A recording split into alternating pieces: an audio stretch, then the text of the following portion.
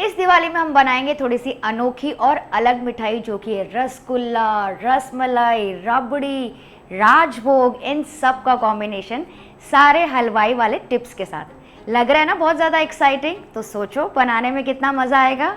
इसके लिए यहाँ पे मैंने लिया है 1.5 लीटर दूध। अच्छा, दूध सबसे ज़रूरी चीज़ है फ्रेंड्स, तो आपको ध्यान रखना है कि यहाँ पे कौन सा दूध यूज़ करना है। यहाँ पे मैं यूज़ कर रही हूँ काउस मिल्क, और मैं ये पैकेट वाला दूध यूज़ कर रही हूँ जो कि है टोन मिल्क।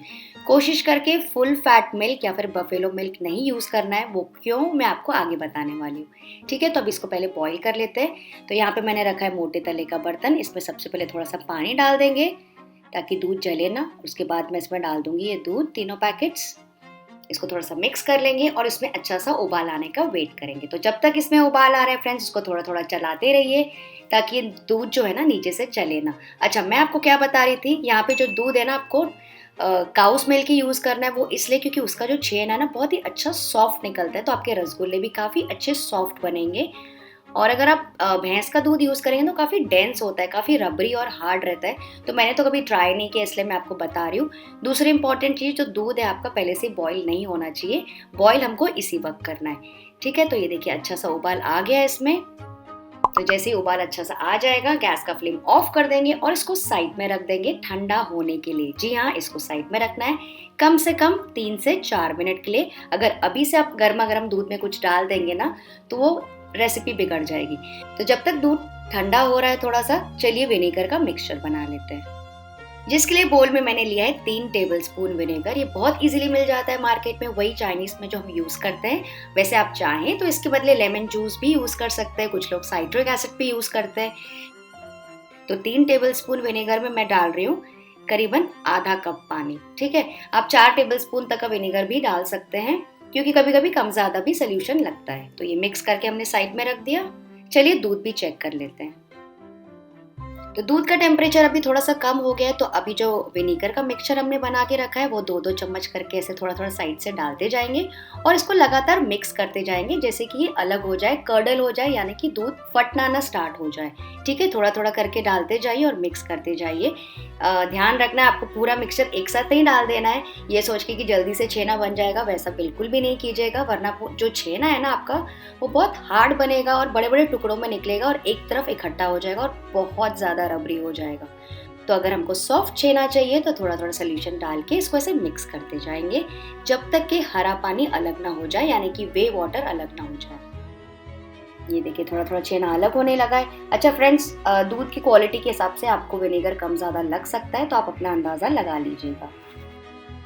तो मेरा पूरा सोल्यूशन लग गया ऑलमोस्ट।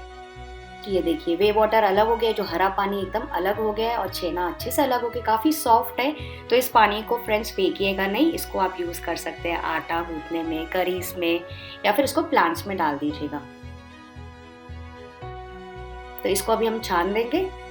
तो यहाँ पे मैंने मलमल का कपड़ा रखा है एक छन्नी के ऊपर, इसमें ट्रांसफ़र कर लेंगे इस मिक्सचर को और पूरा पहले जो एक्स्ट्रा पानी है ना उसको अलग कर लेंगे और इसके बाद इसको अच्छे से धो लेंगे, ताकि इसमें से जो भी खटास है ना विनेगर की, जो भी थोड़ा बहुत स्मेल है वो पूरी तरीके से निकल जाए। तो 3 से 4 बार इसको धोना बहुत ज़्यादा इंपॉर्टेंट है। तो यहाँ पे तो मैं आपको अभी टेबल टॉप पे दिखा रही हूँ, पर आप चाहें तो यही प्रोसीजर नल के नीचे कर सकते हैं, तो जल्दी से अच्छे से वॉश हो जाएगा आपका छेना। ये देखिए मैंने काफ़ी अच्छे से इसको धो लिया 3 से 4 बार। अब क्या करना है, इसको एक नॉट बनाना है, इसको ऐसे बांध लीजिए और इसको ट्विस्ट करके जितना भी एक्स्ट्रा पानी दिख रहा है ना, आपको लग रहा है कि एक धारी में बह रहा है, 1 मिनट तक के इसको पकड़ के रखिए। जितना भी एक्स्ट्रा पानी है पूरा उसको निकल जाने दीजिए और फिर इसको थोड़ी सी और टाइट नॉट बांध दीजिए। और उसके बाद अगर आपको लगेगा ना पानी बिल्कुल भी ड्रॉप नहीं हो रहा है या एक एक बूंद करके ड्रॉप हो रहा है, बस उस स्टेज तक के ही आपको निचोड़ना है। उसके बाद इसको साइड में रख देंगे एक छन्नी के ऊपर। इसके ऊपर कुछ वजन वजन बिल्कुल नहीं रखना है हमें, बस ऐसे ही साइड में छोड़ दीजिए 10 से 12 मिनट के लिए। ठीक है, इस चीज का आपको ध्यान रखना है। नेक्स्ट एक पैन में मैंने लिया है 1 लीटर दूध। रबड़ी या फिर जो बेस होती है ना मलाई, उसको बनाने के लिए आप फुल फैट, लो फैट, जो दूध आपके पास है आप यूज कर सकते हैं, लेकिन कोशिश करके फुल फैट यूज कीजिएगा।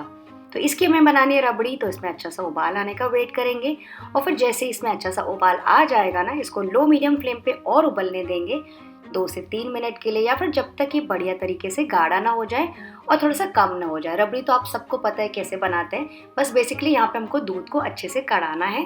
तो दूध थोड़ा सा गाढ़ा होने लगा है, साइड से मलाई भी जो जमेगी ना फ्रेंड्स, उसको सेंटर में डाल दीजिएगा। इस वक्त हम इसमें डाल देंगे शक्कर। तो शक्कर टोटल मैं यूज़ कर रही हूँ बस 4 से 5 टेबल स्पून, उससे ज़्यादा मीठा इसमें अच्छा नहीं लगता है, आप अपने हिसाब से एडजस्ट कर सकते हैं। ये देखिए दूध काफ़ी रिड्यूस हो गया, ऑलमोस्ट हाफ हो गया, और जो उसका कलर है ना काफ़ी क्रीमी सा हो गया, हल्का पेल येलो हो गया है। बस इसी स्टेज तक इसको पकाना है। जो भी मलाई वगैरह जमेगी आप इसमें डाल दीजिएगा। तो इस स्टेज में आप इसमें फ्लेवरिंग के लिए डाल सकते हैं केसर, डाल सकते हैं इलायची पाउडर, डाल सकते हैं, या फिर पिंच ऑफ फूड कलर भी डाल सकते हैं अगर आपको येलो रबड़ी चाहिए तो। लेकिन आज मैं यहाँ पे सिर्फ थोड़े से 3 से 4 ड्रॉप केवड़ा एसेंस डाल रही हूँ। आप चाहें तो इसके बदले रोज़ वाटर भी डाल सकते हैं। इसको भी मिक्स कर लेंगे और साइड में रख देंगे। बहुत ज़्यादा गाढ़ी रबड़ी हमें नहीं चाहिए, तो इसको साइड में रख देंगे। और चलिए अब बनाते हैं चाशनी।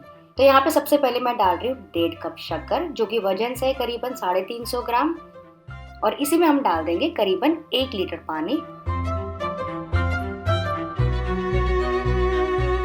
और इसको मिक्स कर लेंगे शुगर को। तो बस इस वक्त मैंने मिक्स करके और गरम करके ही रखा है, इसको हम उबालेंगे बाद में, तो इसको साइड में रख देते हैं। नेक्स्ट यहाँ कटोरी में मैंने लिया है बस 1 टेबल स्पून मैदा, और उसके साथ ही मैं डाल रही हूँ 3 से 4 टेबल स्पून पानी। तो ये मैदे का घोल क्या करेगा ना फ्रेंड्स, झाग पैदा करेगा। जब हम रसगुल्ले बनाएंगे ना बड़े से बर्तन में, नॉर्मली हलवाई लोग क्या करते हैं ना, रीठा, ऐसा रीठा मिलता है मार्केट में, वो यूज़ करते हैं। अगर आपके पास अवेलेबल है तो वो भी डाल सकते हैं। इसको तोड़ के गर्म पानी में भिगा के रखिए और वो पानी आप यूज़ कर सकते हैं। तो मैंने दोनों ऑप्शंस आपको बता दी। ये भी तैयारी हमारी साइड में करके हमने रेडी रख ली। तो चलिए छेना चेक करते हैं। ये देखिए पूरा पानी अच्छे से निकल गया है, और जब अपने हाथों में आप थोड़ा सा ऐसे आवाज करके देखेंगे ना फ्रेंड, तो हल्की सी मच मच ऐसे आवाज आएगी। इसका मतलब जो आपका छेना एकदम परफेक्ट है, उसमें बहुत ज्यादा मॉइस्चर भी नहीं है और बहुत ज्यादा ड्राई भी नहीं है। तो बस अब इसको मसलना स्टार्ट करेंगे। तो इसको बैक ऑफ द हैंड से ऐसे मसलना स्टार्ट करेंगे। कितनी देर के लिए? 7 से 8 मिनट से ज़्यादा हमें बिल्कुल नहीं लगेगा। तो इसको लगातार ऐसे मसलते जाइए, जैसे कि पूरा जो छेना है ना पूरा एक तरफ इकट्ठा हो जाए, एकदम क्रीमी और स्मूथ हो जाए। तो फ्रेंड्स जैसे जैसे मैं चीज़ें करती जा रही हूँ, आपको सारे पॉइंटर्स बताती जा रही हूँ, तो वीडियो आपको एंड तक के देखना है, क्योंकि अभी भी काफ़ी सारे टिप्स एंड ट्रिक्स बचे हैं जो आपको जानने चाहिए इसे बनाने से पहले। तो फ्रेंड्स इसको लगातार ऐसे रब करते जाइए और मसलते जाइए। आप चाहें तो ऐसा स्क्रैपर भी यूज़ कर सकते हैं, just to make the process clean. अच्छा, मैं आपको क्या बोल रही थी, अगर आपके ये जो छेना हमने बनाया ना उसमें मॉइस्चर अगर कम हो जाएगा ना, तो आपके रसगुल्ले एकदम हार्ड हो जाएंगे, रबरी हो जाएंगे और श्रिंक हो जाएंगे। और दूसरी इंपॉर्टेंट चीज़, अगर आपने इसमें एक्स्ट्रा पानी छोड़ दिया तो फिर रसगुल्ले तो एकदम ही सॉफ्ट हो जाएंगे बनाने के समय, लेकिन वो जब सिरप में आप डालेंगे ना तो पूरे बिखर जाएंगे। तो ये सारी चीज़ों का आपको ध्यान रखना है। अगर आप सारा process as it is follow करेंगे ना, तो आपकी भी रसमलाई या फिर रस माधुरी जो भी आप बना रहे हैं एकदम परफेक्ट बनेगी। अच्छा फ्रेंड्स, एक और टिप है आपके लिए। यहाँ पे मान लीजिए अगर आपका छेना थोड़ा सा आपको गीला लग रहा है, तो आप क्या कर सकते हैं ना, थोड़ा सा टिश्यू से ऊपर पोंछ लीजिए, या फिर 5 से 10 मिनट के लिए ना उसको फ्रिज में रख दीजिएगा।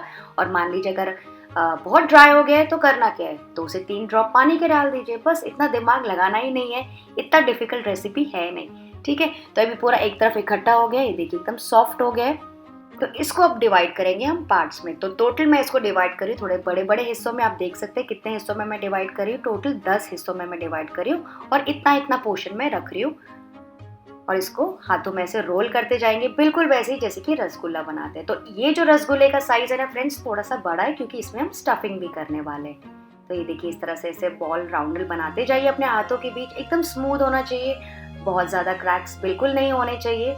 बस हमको सारे प्रोसीजर वही फॉलो करने फ्रेंड्स जो कि रसगुल्ला रेसिपी में हमने किए थे। तो अगर आपने मेरे रसगुल्ला की रेसिपी नहीं देखी है तो उसका लिंक मैं नीचे डाल दूंगी, चेक कर लीजिएगा। ये देखिए सारे बॉल्स हमने तैयार कर लिए। ये देखिए थोड़ा सा पोर्शन मैंने क्या किया ना, छोड़ दिया है छेना का। इसमें हम डाल देंगे पिस्ता का पाउडर। जी हाँ, बस यही एक अलग चीज़ होती है रस माधुरी में, इसके अंदर होती है स्टफिंग ड्राई फ्रूट्स और पिस्ता की। और साथ ही मैं थोड़ा सा केसर भी डाल रही हूँ फ्लेवरिंग के लिए। इसको अच्छे से मिक्स कर लेंगे। और अब इसको बिल्कुल छोटे छोटे गोलों में डिवाइड कर लेंगे, जितने ही रसगुल्ले आपने बनाए। तो टोटल हमने 9 रसगुल्ले बनाए, तो 9 हिस्सों में इसको डिवाइड कर लेंगे।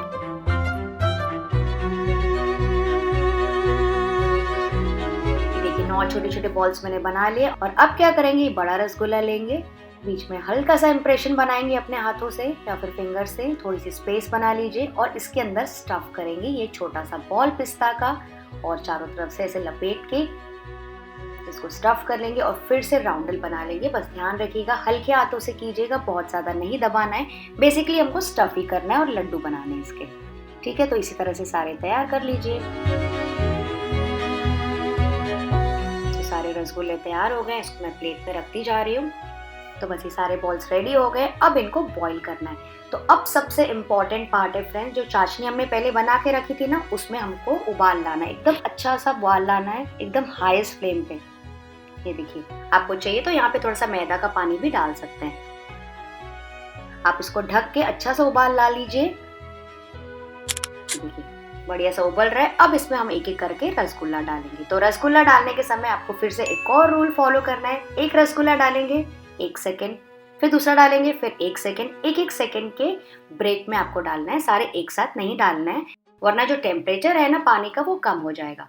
तो एक एक करके मैंने सारे डाल दिए और बिना टाइम वेस्ट किए ही तुरंत से इसको ढकना है, जैसे कि हाईएस्ट फ्लेम पे पकता रहे। तो फ्रेंड्स आपको ध्यान रखना है, इसको पहले 10 मिनट के लिए बिल्कुल भी नहीं छेड़छाड़ करनी है, इसलिए मैंने कांच का रेड लगाया। अगर पेशेंस नहीं है तो आप ऊपर से ही देख सकते हैं। अच्छा, जब रसगुल्ले उबल रहे ना फ्रेंड्स, तो आपको इस चीज का ध्यान रखना है कि पानी में उबाल हमेशा ही बना रहना चाहिए। ऑलवेज ऑलवेज जो पानी है ना काफी सारा होना चाहिए और उबाल हमेशा बना रहना चाहिए।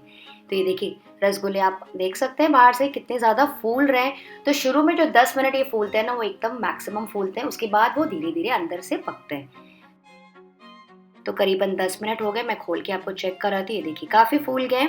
और अगर आपको लगे ना कि पानी कम हो रहा है, तो साइड साइड से आप हल्का सा गर्म पानी इसमें डालते जाइए। और अगर आपको लग रहा है कि इसमें झाग नहीं बन रही है, तो आप इसमें थोड़ा सा मैदे का घोल भी डाल के फिर से ढक सकते हैं। तो 10 मिनट के बाद मैंने इसे चेक किया और फिर से इसको ढक के पकाएंगे 15 मिनट और। आप देख सकते हैं कितनी अच्छी झाग बन रही है। इसको कहते हैं फेनी और इसी में ही रसगुल्ले अच्छे से पकते हैं अंदर तक के और सॉफ्ट हो जाते हैं। और फ्रेंड्स जब भी आप लेड खोलेंगे ना, तो डायरेक्टली इसमें करछी नहीं चलाना है, बैक ऑफ द स्पून से इसको ऐसे रोटेट करते जाना है ताकि रसगुल्ले टूटे ना। तो टोटल मैंने इसको पकाया करीबन 22 से 25 मिनट के लिए। एक रसगुल्ला मैं आपको उठा के दिखाती हूँ। ये देखिए ये थोड़ा नीचे चला गया, मतलब स्पून में नीचे चला गया, इसका मतलब ये अच्छे से पक गया है, सेटल डाउन हो रहा है। तो इसको हल्के से चाशनी के साथ उठाएंगे और इसको ठंडे पानी के बोल में ट्रांसफर कर देंगे, ताकि उसका जो शेप है ना वो कायम रहे, श्रिंक नहीं हो जाए। ये देखिए आप देख सकते हैं रसगुल्ले थोड़े से सेटल हो गए, नीचे चले जा रहे हैं सिरप में, इसका मतलब अंदर तक के अच्छे से पक गए।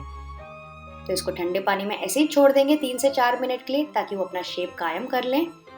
तो रबड़ी में डालने से पहले फ्रेंड्स मैं आपको दिखाती हूँ। ये देखिए मैं आपको रसगुल्ला एक दबा के दिखाती हूँ। ऐसे निचोड़ेंगे तो पूरा पानी निकल रहा है, और जब मैं अंदर डाल रही हूँ तो वापस स्प्रिंग बैक हो रहा है, यानी कि स्पॉन्जी हो जा रहा है। तो बस इसको अब हल्का सा निचोड़ के आपको जिस भी प्लेट में प्लेट अप करना है उसमें आप रखते जाइए। तो फ्रेंड्स मैं हमेशा ट्राई करती हूँ, आपको जो भी रेसिपी दूँ पूरी रात बैठ के मैं उसके बारे में सोचती हूँ, सारे पॉइंटर्स, टिप्स एंड ट्रिक्स, गलतियाँ जो आप कर सकते हैं वो सारी लिखती हूँ, ताकि आपसे कोई भी मिस्टेक ना हो। तो ये देखिए सारे मैंने प्लेट अप कर दिए, इसके ऊपर डाल देंगे हम रबड़ी। तो रबड़ी मैंने फ्रिज में रख दी थी ठंडी करने के लिए, इसके ऊपर पोर कर देंगे। कितना ज्यादा यम्मी दिख रहा है फ्रेंड्स।